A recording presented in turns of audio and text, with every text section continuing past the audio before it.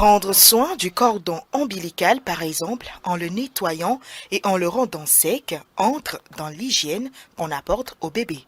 Pour que cette hygiène soit parfaite et favorable au bien-être du bébé, d'autres soins essentiels sont appropriés.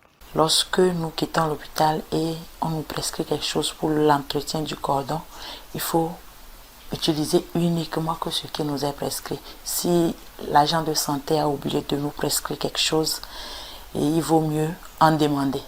Il faut aussi bien laver son linge et le sécher. Quand je parle de linge, je ne parle pas seulement de ses habits, je parle de la serviette, je parle de l'éponge qu'il faut sécher sous le soleil. Laisser que le soleil frappe bien et avant d'enlever et réutiliser. Il faut donner le bain au bébé au moins une fois par jour. Tout comme chez l'adulte, le manque ou la mauvaise hygiène est source de maladies à répétition pour le bébé. La sage-femme donne des conseils pour remédier à cela. Le bébé ne produit pas lui-même ses anticorps. De 0 à 6 mois, le bébé reçoit les anticorps seulement de sa maman.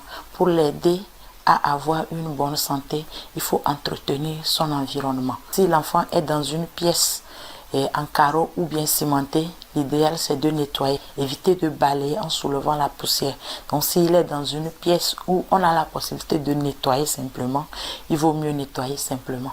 Entretenir son berceau, laver toujours les mains avant tout geste en faveur du bébé. Des gens donnent des bisous bouche à bouche au bébé, c'est très dangereux. Éviter de tenir les mains des bébés, surtout des étrangers qui rentrent et sans avoir lavé les mains, tiennent la main du bébé. Bébé, ça va? Éviter de tels genres de gestes.